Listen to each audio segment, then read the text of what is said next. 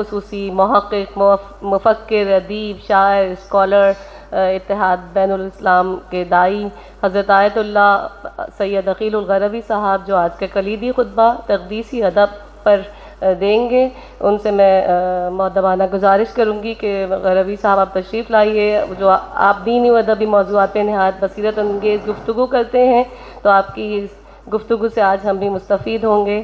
شکریہ.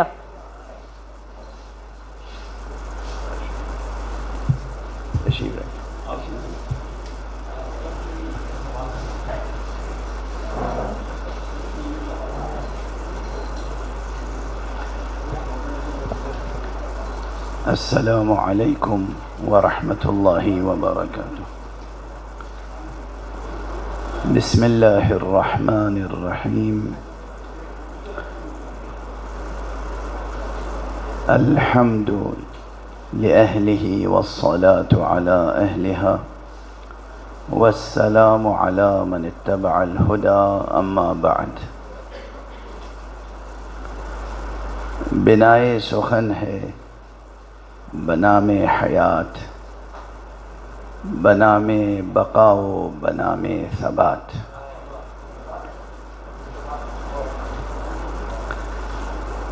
اسٹیج پر وہ اساتذہ تشریف فرما ہیں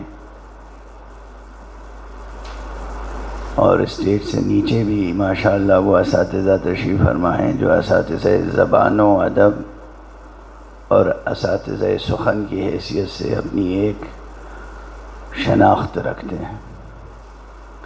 ان اساتذہ کی موجودگی میں ایک نہایت مبتدی طالب علم کی لب کشائی بیجا ضرور ہے، مگر جسے کہتے ہیں کہ الامر فوق الادب، تو میں اس وقت مأمور ہوں اور مجبور کہ کچھ بولنا ہے. جناب پروفیسر سحر انصاری صاحب، جو شاعر بھی ہیں اور نقاد بھی، استاد سخن بھی ہیں، دانشور بھی، جناب پروفیسر احسانی صاحب اور تمام جناب پروفیسر زاہد علی زاہدی صاحب، شاعر جلیل القدر جناب فراست رضوی صاحب، اور اس انجمن کے صدر جناب واجد جواد صاحب، جناب جاوید حسن صاحب، جناب عابد رضوی صاحب، ڈاکٹر پروفیسر یاسمین صاحبہ، ڈاکٹر قیصر زیدی، اور تمام معزز اور معزز حاضرین، میرے تشکر اور میرے سلام عقیدت کے مستحق ہیں. عنوان گفتگو تقدیسی ادب ہے. اچھا عنوان ہے، خوبصورت ترکیب ہے، لیکن نہایت ادب کے ساتھ، نہایت درد کے ساتھ اور نہایت عاجزی کے ساتھ جس بات کی طرف میں ادھر برابر متوجہ کرتا رہتا ہوں اپنے سامعین کو، وہ یہ ہے کہ گزشتہ 300 برسوں سے کم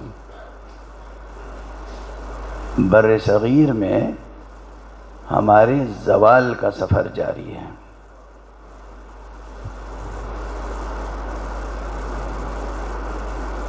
بلکہ کسی دانشور نے کہا تھا کہ اردو زبان تو دور زوال ہی میں تخلیق ہوئی ہے، تو آپ اس میں کسی ارتقاء کی جستجو کیسے کر سکتے ہیں؟ مجھے ایک جز سے اتفاق ہے، دوسرے جز سے اتفاق نہیں ہے. میں نا امید نہیں ہوں، مایوس نہیں ہوں۔ ماضی ہمارا بہت اچھا نہیں رہا، حال اچھا نہیں ہے، لیکن ہمیشہ عرض کرتا ہوں مستقبل سے کبھی مایوس نہیں ہونا چاہیے۔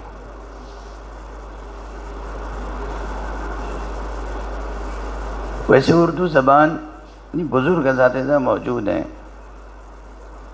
اور ابھی پروفیسر زاہد علی زاہدی صاحب نے بہت فکر انگیز اور معنی خیز گفتگو فرمائی تقدیسی ادب کے تحت۔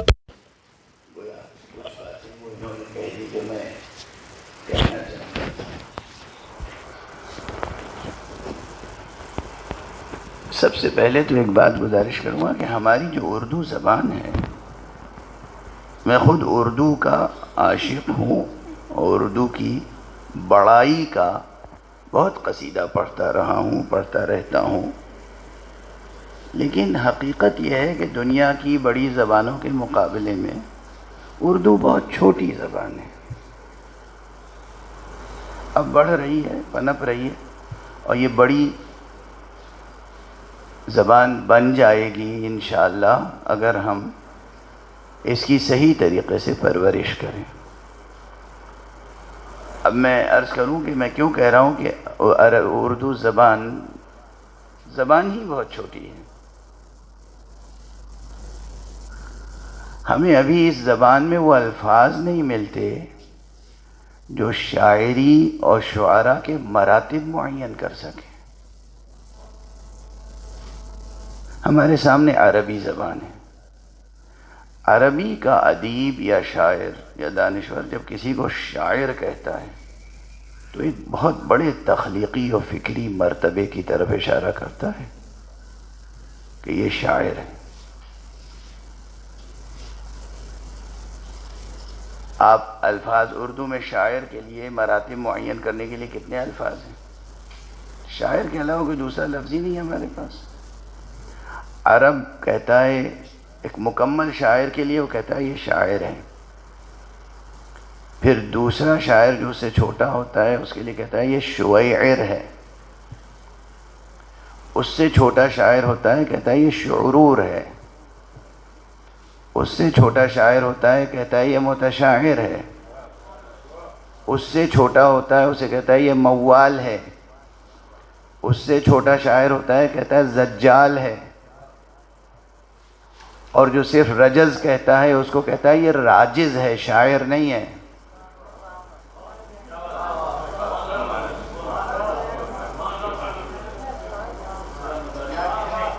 اور ہمارے یہ ہے عربی شاعری اور زبان اور عربی ادب اور عربی تنقید کی ایک معمولی سی مثال، کہ جب وہ امرؤ القیس کو شاعر کہتا ہے، یا زہیر کو، یا عشا کو، یا متنبی کو، یا دعبل کو، یا فرزدق کو، یا جریر کو، یا اختل کو، جب کسی کو شاعر کہتا ہے نا تو ایک بہت بلند مرتبہ، تخلیقی، فکری، لسانی، ہر لحاظ سے ایک بہت بلند مرتبے کی طرف اشارہ کرتا ہے۔ ہمارے پاس وہ اتنا بڑا تصور ہی نہیں ہے، اور نہ اتنے الفاظ ہیں۔ ہم تو اکثر متشاعروں کو شاعر کہنے پہ مجبور ہوتے ہیں۔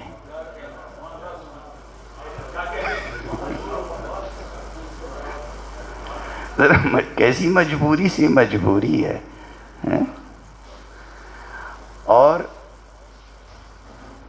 یعنی یہ سرمایہ زبان ہمارا مختص، چھوٹی زبان ہے، اس میں کوئی شک نہیں۔ اچھا اس میں ہوا کیا، میں بڑی ذرا اس تقدیسی ادب تک پہنچتے پہنچتے بہت سی تمہیدی بات کہنا چاہتا ہوں، اور اس میں تقلید کر رہا ہوں فراست رضوی صاحب کی۔ انہوں نے بہت سی باتیں کہیں اور سب باتیں کام کی تھیں۔ ہمارے ہاں شاعری میں کیا ہوا، ہر بڑے استاد نے اپنے شاگردوں کے لیے ایک فہرست طویل سی دے دی متروکات کی، یہ الفاظ میں نے ترک کر دیے ہیں، تم لوگ بھی استعمال نہ کرنا۔ اچھا ایک تو پہلے ہی سے چھوٹی زبان، نئی زبان، نوخیز زبان، اس میں الفاظ کا اضافہ کرنا چاہیے تھا، جائے کہ الفاظ میں متروکات کی فہرست ہر شاعر تیار کرتا رہا، ہر استاد۔ تقریباً ایسا ہی ہوا ہے۔ ہر بڑا قابل ذکر استاد اس نے اپنے شاگردوں کے سامنے ایک متروکات کی فہرست، میں مانتا ہوں متروکات کا ایک سبب ہے، مثلا انیس بھی کچھ الفاظ ترک کر دیتے تو بہت اچھا ہوتا۔ اب دیکھیے نا، انیس کو لوگ تقدیسی ادب و تقدیسی شاعری پہ تو بعد میں بات ہوگی، خود انیس کو اتنا مقدس بنا دیا ہے کہ ان کے خلاف ایک کلمہ نہیں سننا چاہتے۔ اور مجھے ایک سیمینار کا یہ واقعہ یاد ہے کہ ڈاکٹر محمد احسن فاروقی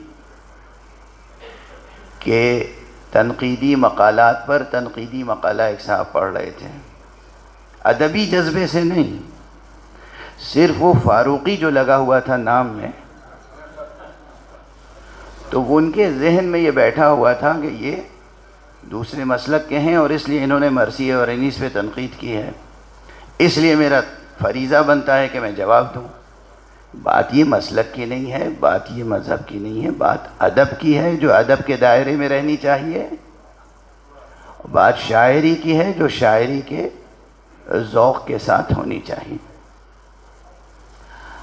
اور انہوں نے پورا مقالہ پڑھا، پروفیسر نثار احمد فاروقی صاحب مرحوم وہ بیٹھے ہوئے تھے، اس سیمینار کا بانی میں ہی تھا، 3 روزہ انٹرنیشنل کانفرنس میر انیس پر ہوئی تھی، صدی تقریبات 2003 میں جامعہ ملیہ اسلامیہ لکھنؤ میں۔ بہت صبر و سکون سے پروفیسر نثار احمد فاروقی میرے برابر میں بیٹھ کے سنتے رہے، اور جب ڈاکٹر سید مسعود حسن رضوی رودولوی صاحب اپنا پورا مقالہ پروفیسر ڈاکٹر محمد احسن فاروقی کے خلاف پڑھ چکے تو پروفیسر نثار احمد فاروقی صاحب مسکراتے ہوئے اسٹیج پہ آئے اور انہوں نے وہی بات کہی جو غالباً یہاں کسی نے کہی ہے، فراست رضوی صاحب نے فرمائی کہ دیکھیے آپ کا مقالہ بہت اچھا تھا، لیکن ایک بات پہلے صاف کر لیجئے کہ ڈاکٹر محمد احسن فاروقی سنی نہیں شیعہ تھے۔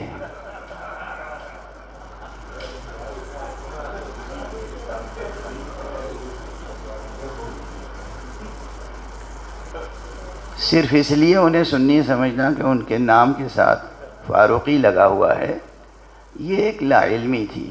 میں ویسے ہی اب یہ برسبیل تذکرہ ہے، میں عرض کروں کہ 4 بڑے خاندان بر صغیر میں ایسے ہیں جنہیں کوئی شیعہ ماننے کو تسلیم نہ ہوگا مگر وہ تھے شیعہ۔ ایک راجہ صاحب محمود آباد کا خاندان ہے جو صدیقی تھے، حضرت ابو بکر صدیق کی نسل سے تھے، وہ خاندان شیعہ تھا۔ انہی کا سمدھیانہ تھا یہ جو ڈاکٹر محمد احسن فاروقی جس خاندان سے تھے، فاروقی تھے، حضرت عمر خطاب کی نسل سے تھے اور شیعہ تھے، پورا خاندان شیعہ تھا۔ اور راجہ صاحب محمود آباد کی ننہیال عثمانی تھے، حضرت عثمان غنی کی نسل سے تھے اور سب شیعہ تھے۔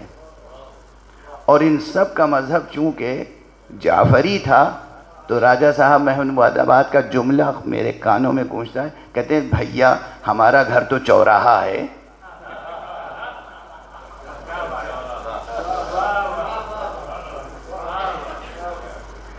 میں نہایت دل سوزی سے کہتا ہوں کہ جب بھی علمی اور ادبی گفتگو ہو یا سماجی اور معاشرتی گفتگو ہو تو مسلکی امتیازات سے بلند ہو کر گفتگو ہونی چاہیے۔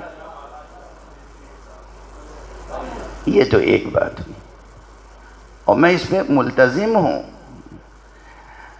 شوخی اور شیخی اپنی جگہ، مگر انسانی قدریں ان سب سے بلند ہیں۔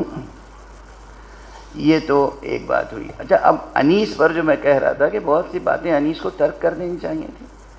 انیس کی زبان، انیس کی زبان، انیس کی زبان، کیا انیس کی زبان؟ جب وہ بیوہ کو رانٹ کہتے ہیں تو کیسا برا لگتا ہے۔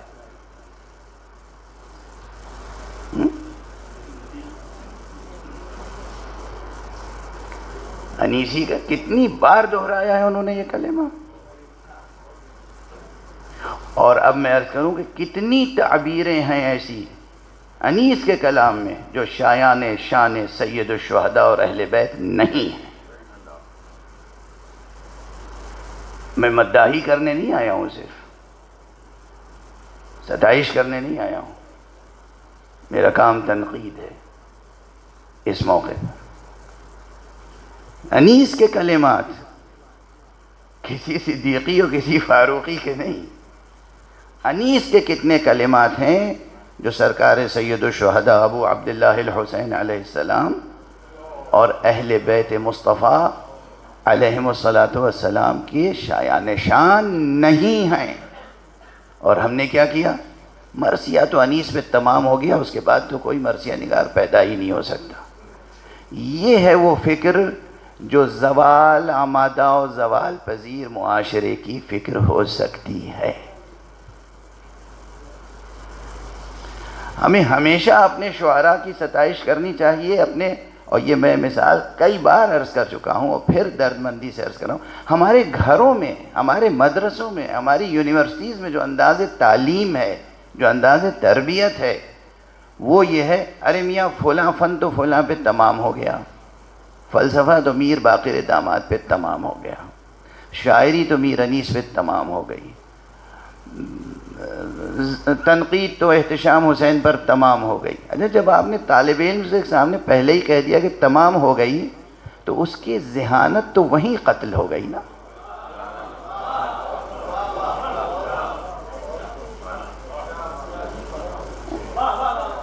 اپنے بچوں کو، اچھا دونوں طرف، دوسروں کو بھی، ایک بچہ بہت اچھے نمبر لے آیا، ٹاپ کر لیا اس نے، اب پورا خاندان جو ہے رقص کرتا ہے اور بس واہ واہ سبحان اللہ شاباش۔ یہ یاد رکھیے کہ حد سے زیادہ بڑھی ہوئی، ضرورت سے زیادہ بڑھی ہوئی واہ واہ بھی ذہانتوں کو دفن کر دیتی ہے۔ ہمیشہ بچوں کے سامنے کہیے، بیٹا ماشاءاللہ تم نے خاندان کا سر اونچا کیا، بہت اچھا کیا، مگر تمہیں پتہ ہے تم اس سے بھی زیادہ بہتر کر سکتے ہو۔ یہ اگر روش ہماری گھر سے لے کے مکتب تک ہو، مکتب سے لے کر معاشرے اور اکیڈمیز تک ہو، تو پھر سوچئے کہ ہماری ترقی اور ہمارے ارتقاء کی رفتار کیا ہو سکتی ہے۔ میر انیس کی تو میں ان کی قبروں پہ جا کے فاتحہ پڑھتا ہوں، سلام عرض کرتا ہوں، عقیدت ہے۔ میر انیس کی طرح مرزا دبیر علیہ الرحمہ، مرثیے کے لگاتار ایک کے بعد ایک بند ان کے ایسے ہیں کہ جو نہ صرف یہ کہ شایان شان اہل بیت نہیں ہے، بلکہ اس میں توہین کا پہلو ہے۔ مرزا دبیر، ڈاکٹر ہلال نقوی صاحب نے جو مراثی دبیر کی جلد شائع کی ہے، خود اس میں بھی ایک مرثیہ ایسا موجود ہے کہ ہرگز اسے شائع نہیں ہونا چاہیے تھا، جس میں توہین ہے سری اہل بیت کی، جناب فاطمہ زہرا سلام اللہ علیہا سے لے کر جناب زینب سلام اللہ علیہا سے لے کر، اور عجیب و غریب مضمون آفرینی ہے، صرف اس لیے کہ سامعین روئیں اور روتے روتے دو چار بے ہوش ہو جائیں، گریہ کا شور بلند ہو، تاکہ یہ معلوم ہو کہ ذاکر یا مرثیہ گو کامیاب، مرثیہ گو کامیاب ذاکر ہے۔ درست ہے آقا امام حسین علیہ السلام پر گریہ کرنا، خود گریہ کرنا یا دوسرے کے سامنے مصائب پڑھنا اس طرح کہ وہ گریہ کرے، یا اگر آنکھوں میں آنسو نہیں بھی آ رہے ہیں تو اس طرح بیٹھنا جیسے ایک سوگوار بیٹھتا ہے، یہ عبادت ہے۔ امام کے غم کو زندہ رکھنا ایک عبادت ہے، ہماری زندگی کی ضرورت ہے، اسلام کی ضرورت ہے، دین کی ضرورت ہے، مگر صرف گریہ کرنے کے لیے افسانے گڑھنا، اور وہ بھی ایسے افسانے جو شایان شان اہل بیت نہ ہوں، یہ تقدیسی ادب خلق نہیں کر سکتے۔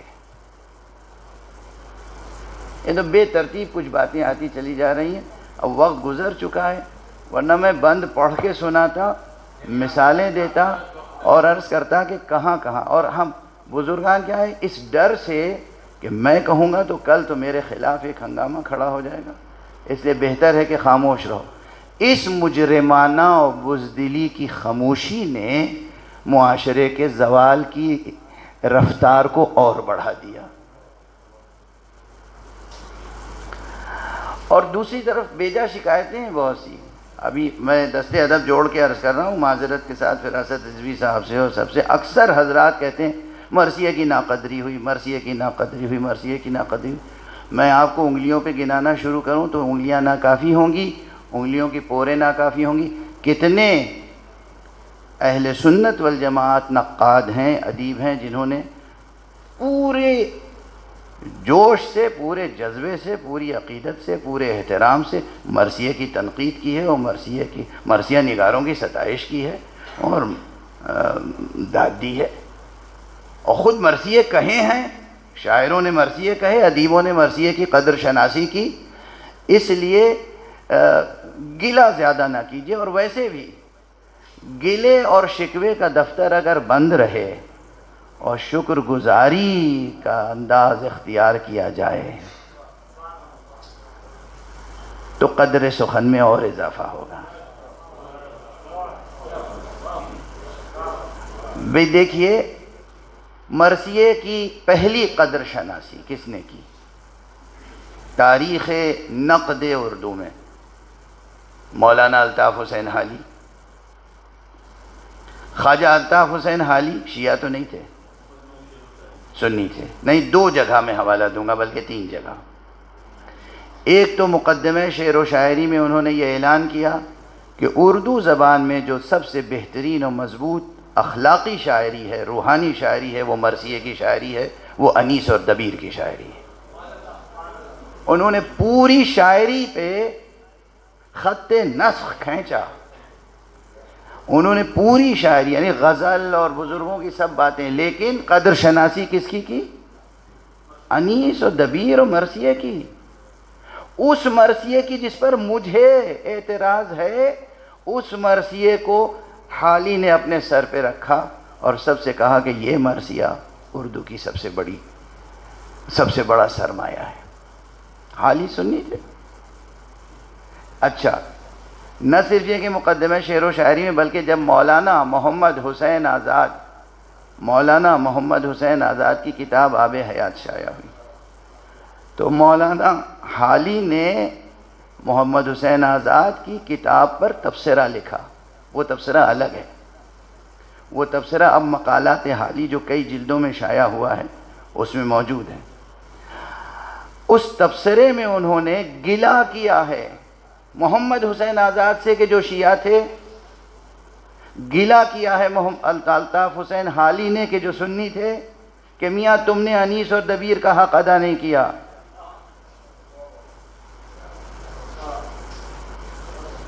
محمد حسین آزاد کے اوپر تنقید کی ہے، اور جتنا تھوڑا سا انہوں نے ذکر کیا ہے اس کی داد دی ہے کھول کے کہ آزاد تم نے یہ کام کیا ہے، اصلی جو کرنے کا تھا کہ تم نے انیس و دبیر کا ذکر کیا، مرثیے کا ذکر کیا، اور یہی وہ شاعری ہے کہ جو حقیقی شاعری ہے اور عظیم شاعری ہے اور اخلاقی شاعری ہے اور روحانی شاعری ہے۔ ظاہر ہے کہ اس وقت تقدیسی ادب کی ترکیب نہیں تھی، ورنہ شاید وہ یہ بھی استعمال کر لیتے، یہ تو آپ کی ایجاد ہے۔ پھر مولانا شبلی نعمانی، یہ گلہ تو بہت کیا آپ نے کہ دبیر کے ساتھ ناانصافی کی، یہ شکر کہاں ادا کیا کہ انیس کے ساتھ انہوں نے کتنا انصاف کیا۔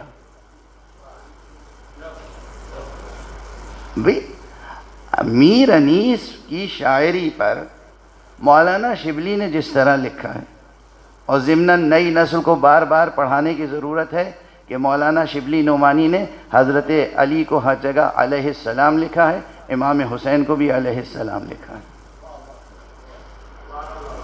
شبلی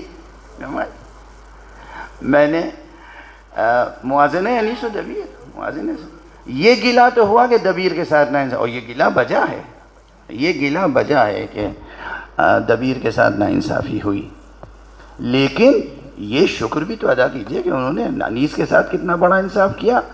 اور مرثیہ، صنف مرثیہ پر اگر شبلی نے اپنے مضبوط قلم سے موازنہ انیس و دبیر لکھ کر مرثیے کو داد نہ دی ہوتی، مرثیے کی ستائش نہ کی ہوتی اور میر انیس کی ستائش نہ کی ہوتی، تو وہ متعصبانہ ماحول غالب آ جاتا جس کا آپ شکوہ کر رہے ہیں۔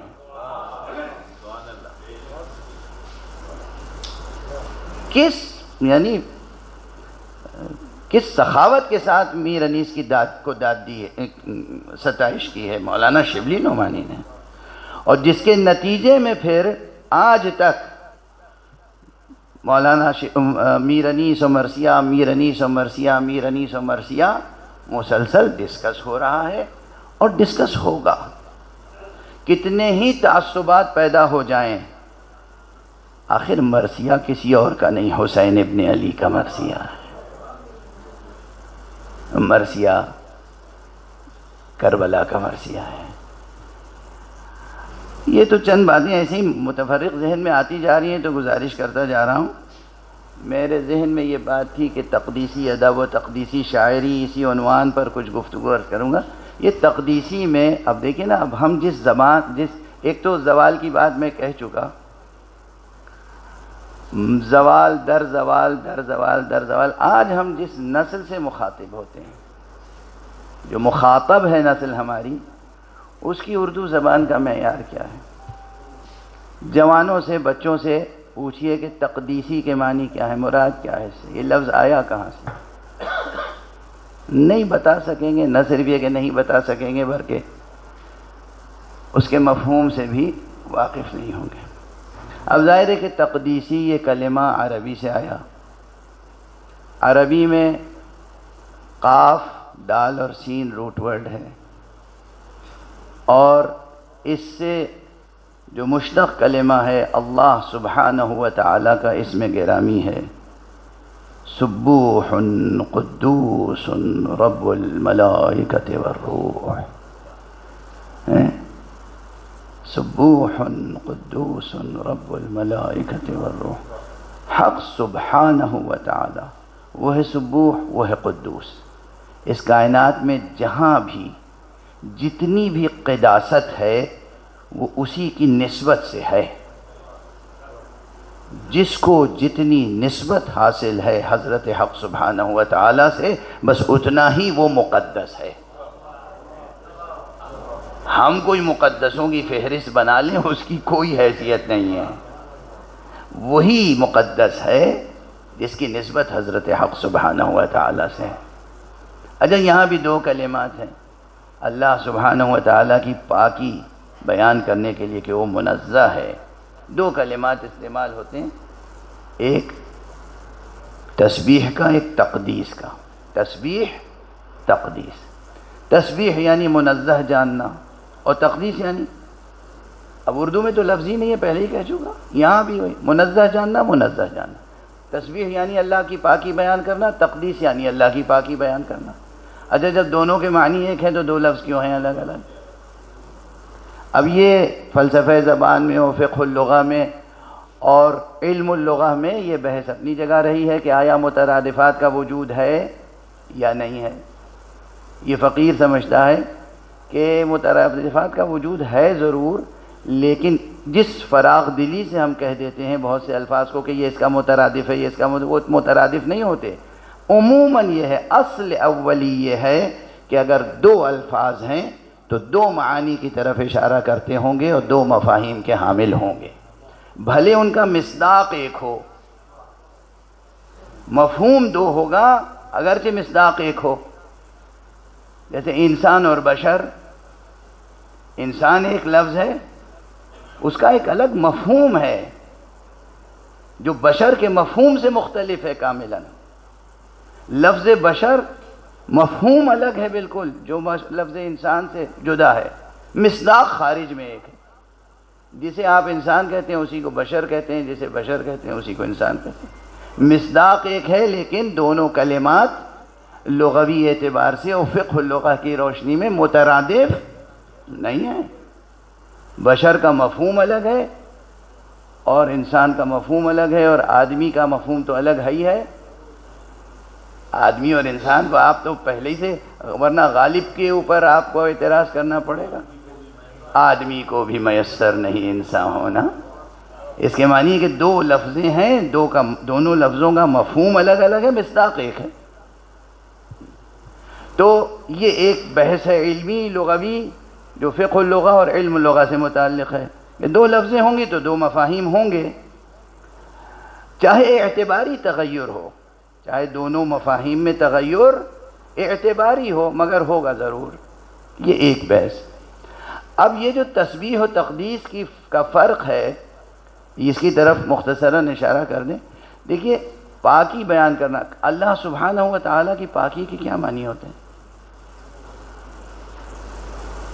کیا اب یہ بچے سوچتے ہوں گے کہ اللہ کی پاکی کے کیا معنی، اور ان کا ذہن کہاں جاتا ہوگا؟ اس قسم کی کثافتیں، جس قسم کی کثافتوں کو اپنے شہر کراچی میں دیکھتے رہتے ہیں ہر طرف، اپنے سماج میں، اپنے ماحول میں، اپنے شہر میں، اپنے ملک میں، اور اس کی نسبت سے سوچتے ہوں گے کہ اللہ پاک ہے، منزہ ہے۔ ٹھیک ہے نا؟ بچے تو یہی سوچتے ہوں گے، اور کیا سوچیں گے؟ جبکہ حق سبحانہ و تعالیٰ کی نسبت سے تسبیح اور تقدیس دونوں کے معنی بہت بلند ہیں۔ یعنی اللہ جسم و جسمانیات سے منزہ ہے، اللہ مکان و مکانیات سے منزہ ہے، اللہ زمان و زمانیات سے منزہ ہے، اللہ مادہ و مادیات سے منزہ ہے۔ وہ ہر قسم کے نقائص سے بلند ہے، اور وہ نہ صرف نقائص سے بلند ہے، وہ کمالات مخلوقین سے بلند ہے۔ جو مخلوق کا کمال ہے وہ اس کے لیے نقص ہے، وہ اس سے کہیں بلند ہے۔ تو کہاں تصور تنزیہ و تقدیس کا پہنچا؟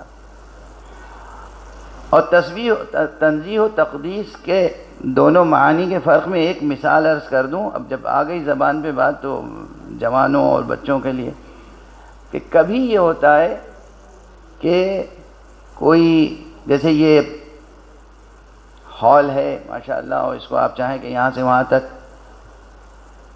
اس میں فرش جو ہے وہ کاشان یا اصفہان کی قالین کا ہو، تو جو قالی لائیں گے آپ لائے بہترین قالی، لیکن وہ اس ہال سے ذرا چھوٹی پڑ گئی، بذات ہی وہ قالین مکمل ہے، بہترین ہے، اعلیٰ پائے کی ہے، اس میں کوئی نقص نہیں ہے، کوئی خرابی نہیں، لیکن اس حال سے چھوٹی پڑ گئی۔ اب بتائیے کیا کہ بری تو پھر بھی لگے گی،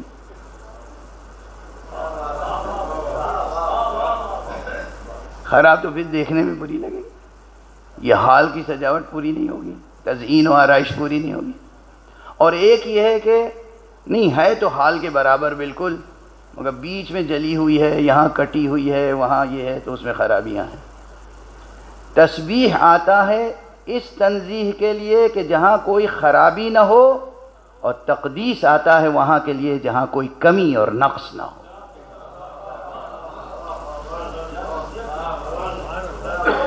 نہیں، تجزیہ اس فقیر کا نہیں ہے، یہ تو بہرحال ایک عرفانی روایت ہے۔ عرفانی ادب میں جب ہم الفاظ کو وہاں تولتے ناپتے ہیں اور وہاں فرق واضح کرتے ہیں تو یہ چیزیں موجود ہیں، یہ تو میں صرف منتقل کر رہا ہوں ایک مبتدی طالب علم کی حیثیت۔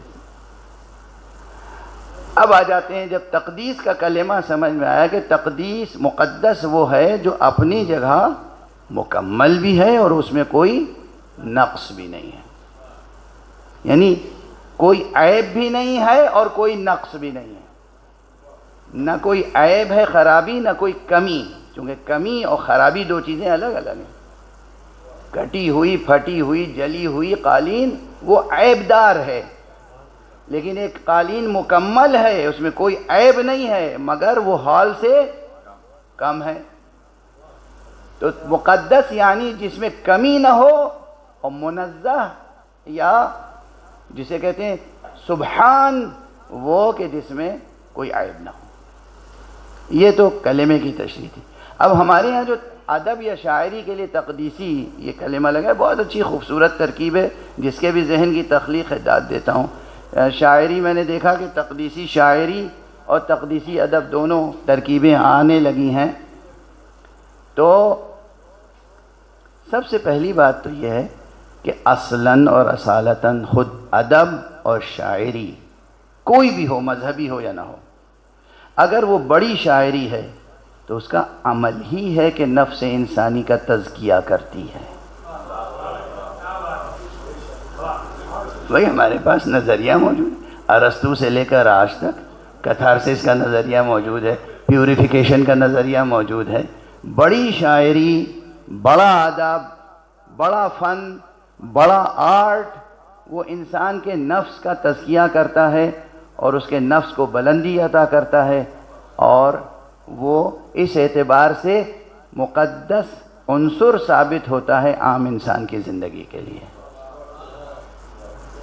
یعنی اگر اس جہت سے دیکھیے تو ہر بڑی شاعری مقدس شاعری ہے، ہر بڑی شاعری چونکہ نفس کی تہذیب نفس و تزکیہ نفس میں کارآمد ہے تو بڑی شاعری ہے اور مقدس شاعری ہے۔ جا کہ جب ہر شاعری، اب ظاہر ہے کہ وہ جو ہماری عوامی شاعری ہے آج، وہ تو اس میں شامل نہیں ہو سکتی، جسے ہم مجبوراً سماج کے خوف سے شاعری کہہ دیتے ہیں۔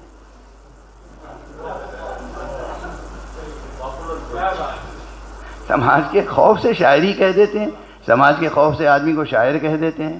چارہ نہیں ہے، دوستیاں ختم ہو جائیں گی، فتنہ ہو جائے گا، فساد ہو جائے گا، دشمنیاں ہو جائیں گی۔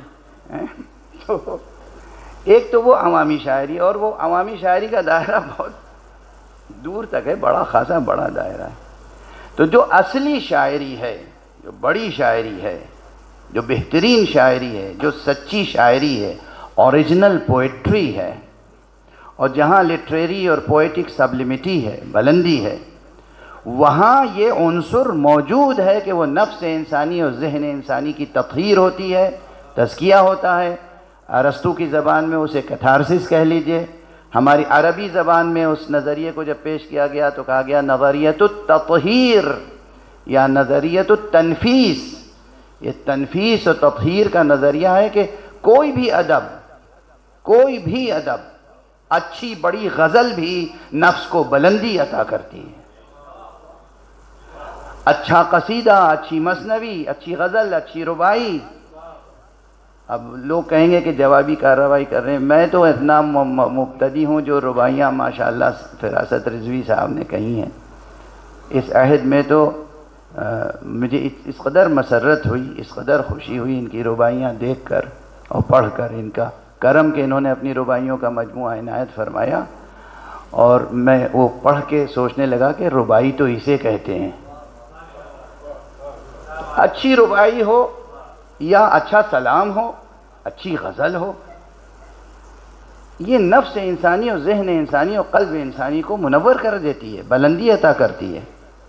چاہے کہ وہ ادب ہو جس میں موضوع بھی مقدس کردار ہوں۔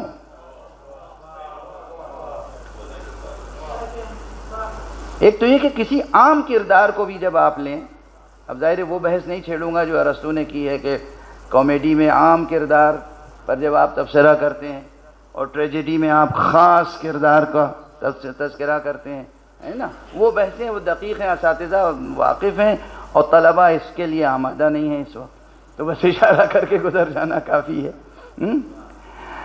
عام انسان پر بھی، عام انسان کے جذبات، عام انسان کے محسوسات، عام انسان کے ادراکات، وہ جب بلند آہنگی کے ساتھ اور شعری اوصاف کے کمال کے ساتھ پیش کر دیے جائیں، اسالیب کے ساتھ، تو وہ نفس پہ اثر کرتے ہیں اور نفس قاری یا نفس سامع پر کو بلندی عطا کرتے ہیں۔ تو جائے ان کے تذکرے جو واقعاً بلند ہیں،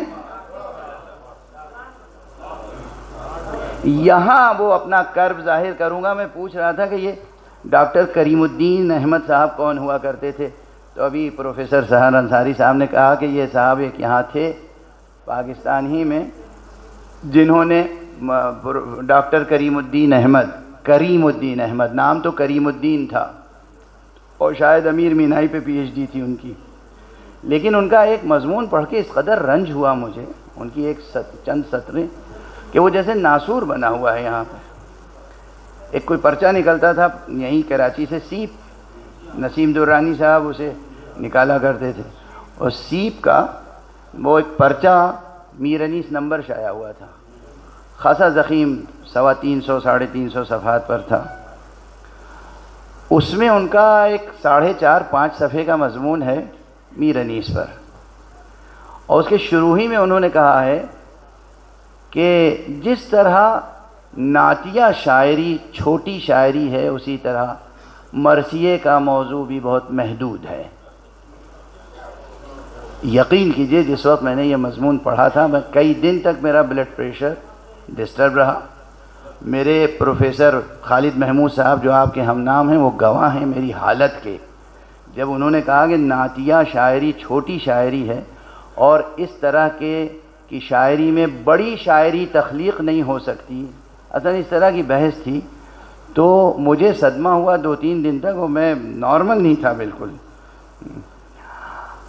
جبکہ ابھی جو میں نے عرض کیا کہ ایک طرف آپ کے پاس ملکات شاعری ہوں، زبان پر اقتدار ہو، بحور پر ہو، قوافی پر ہو، بلاغت کے تمام اسالیب آپ کے پاس ہوں، اور پھر کسی مصطفیٰ کا کردار ہو، تو اگر بڑی شاعری تخلیق نہیں ہوگی تو کیا ہوگی؟ غور فرمارے آپ؟